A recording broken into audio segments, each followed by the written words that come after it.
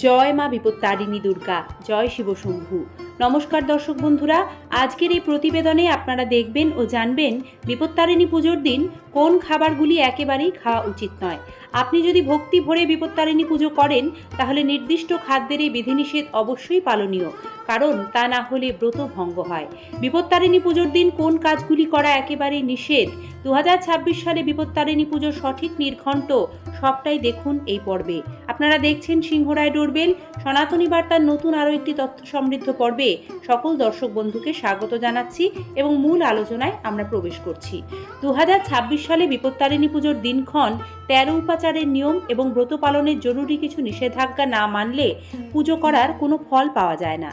2026 সাল ও বাংলা 1433 বঙ্গাব্দে মা বিপত্তারিণী ব্রত পালনের জন্য ভক্তরা দুটি দিন পাচ্ছেন। প্রথম দিনটি 18 জুলাই, পয়লা শ্রাবণ, শনিবার, এটি বিপত্তারিণী পুজোর প্রথম দিন। আর দ্বিতীয় দিনটি হলো 21 জুলাই, 4 শ্রাবণ, মঙ্গলবার। এ দুটি দিনই অত্যন্ত শুভযোগে এবছর মা বিপত্তারিণীর আরাধনা করা হবে। এ পূজার প্রধান বৈশিষ্ট্য হলো 13 সংখ্যা।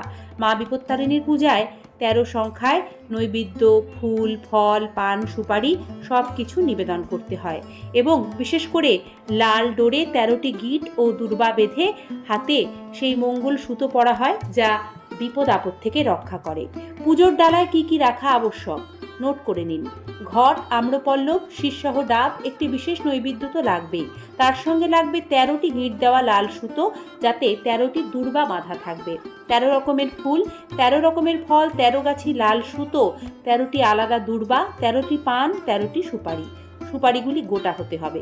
পুজো শেষে এই 13টি গিঁটযুক্ত লাল সুতো বা ডোর নারীদের বাঁ হাতে এবং পুরুষদের ডান হাতে বাঁধতে হয়। নিয়ম অনুযায়ী এই পবিত্র সুতো অন্তত 3 দিন হাতে রাখতে হবে।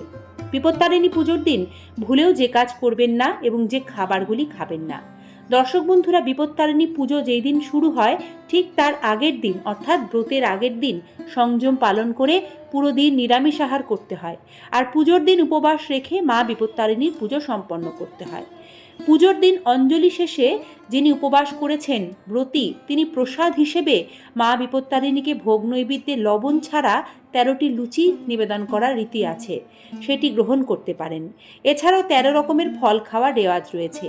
তবে মনে রাখবেন, উপবাস ভঙ্গ করে চাল ও চালের তৈরি কোনো খাবার কিন্তু খাওয়া যাবে না এবং লুচি খেতে পারছেন বলে কিন্তু গমের তৈরি আর অন্যান্য কোনো খাবার খাবেন না। যেমন ধরুন, গমের তৈরি রুটি কিন্তু বিপত্তারিণী পুজোর দিন উপবাস করে একেবারেই খাওয়া যায় না। এর কারণ, শাস্ত্রমতে উপবাস করলে সেঁকা পোড়া খাবার খেতে নেই। তাই মনে রাখবেন, যারা বিপত্তারিণী পুজোর উপবাস করছেন, উপবাস করে চাল ও চালের তৈরি কোনো রকম খাবার ও গমের তৈরি অন্য কোনো ভারী খাবার এদিন একেবারেই খাবেন না। আপনারা চাইলে সাগুদানাও খেতে পারেন। শাস্ত্রমতে পুজো চলাকালীন সম্পূর্ণ মৌনতা অবলম্বন করতে হয়। কারো সঙ্গে কথা বললে এতে দেবীকে অপমান করা হয়, এতে তিনি রুষ্ট হন। এটি পুজোর একটি বিশেষ আচার। বিপত্তারিণী পুজোর দিন সংসারের মঙ্গলে কেউ চিনি চাইলে দেবেন না, তাকে বুঝিয়ে বলবেন। কারণ জ্যোতিষশাস্ত্র মতে চিরাচরিত নিয়ম অনুযায়ী এটাই মান্যতা, বিপত্তারিণী পুজোর দিন বাড়ি থেকে যদি চিনি দেওয়া হয় তাহলে জাতক বা জাতিকার শুক্র ও চন্দ্র দুর্বল হয়, যা সংসারে আর্থিক ক্ষতি ডেকে আনে, দারিদ্র্য যোগ সৃষ্টি করে। আমরা কেউই সেটা চাইব না। পরিবারের বাইরের কোনো মানুষকে এই দিন টাকা ধার দেওয়া বা আপনি নিজেও ঋণ নেওয়া থেকে বিরত থাকুন। ভক্তি ভরে নিয়ম মেনে মায়ের আরাধনা করলে পরিবারের শান্তি সমৃদ্ধি নিশ্চিত রূপে আসবে। দর্শক বন্ধুরা, হিন্দু সনাতন ধর্মে যে কোনো পুজো বা বিশেষ দিনগুলিতে পুঁই শাক, কলমি শাক, বেগুন এইগুলি উপবাস করে বর্জন করতে হয়, তাই এই খাবারগুলিও খাবেন না। এছাড়া ব্রত পালন করলে সৈন্ধব লবণ গ্রহণ করবেন। দৈনন্দিন ব্যবহারের লবণ কিন্তু উপবাস করে খেতে নেই, তাতে ব্রত ভঙ্গ হয়। পেঁয়াজ, রসুন, মদ্যপান, আমিষ, তামসিক খাবার পুজোর দিনগুলিতে বর্জন অবশ্যই করতে হবে। মা বিপত্তারিণীর আশীর্বাদ আপনাদের উপর বর্ষিত হোক। এই ছিল আজকের সংক্ষেপ নিবেদন। আমাদের চেষ্টা আপনাদের কাছে প্রতিনিয়ত এইভাবে সংক্ষেপ ও সহজে তথ্য সমৃদ্ধ বিষয়গুলি তুলে ধরা। ভালো থাকবেন। ধন্যবাদ।